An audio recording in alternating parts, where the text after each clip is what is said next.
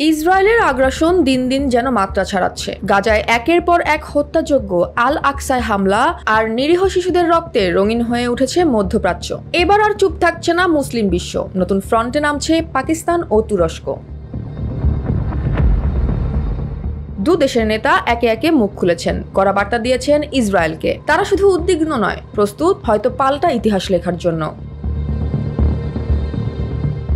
তুরস্কের president Recep Tayyip Erdogan Israeli প্রধানমন্ত্রী Benjamin নেতানিয়াহুকে আঞ্চলিক শান্তির সবচেয়ে বড় হুমকি বলে উল্লেখ করেছেন। সৌদি যুবরাজ মোহাম্মদ বিন সালমানের সঙ্গে ফোনালাপে এরদোয়ান স্পষ্ট করে বলেন, চলমান উত্তেজনা যদি থামাতে হয় তাহলে ইসরায়েলকেই থামাতে হবে। পারমাণবিক সংকটের সমাধান কখনো যুদ্ধ নয়, বরং আলোচনার মাধ্যমেই হওয়া উচিত।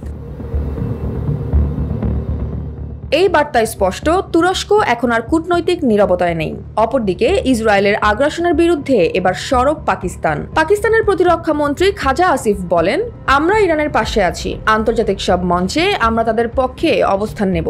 মুসলিম বিশ্ব এখন ঐক্যবদ্ধ হওয়া ছাড়া আর কোনো বিকল্প নেই। জাতীয় পরিষদে দাঁড়িয়ে এই ঘোষণার মাধ্যমে পাকিস্তান বুঝিয়ে দিয়েছে তারা প্রস্তুত, শুধু নৈতিকভাবে নয়, কূটনৈতিকভাবেও।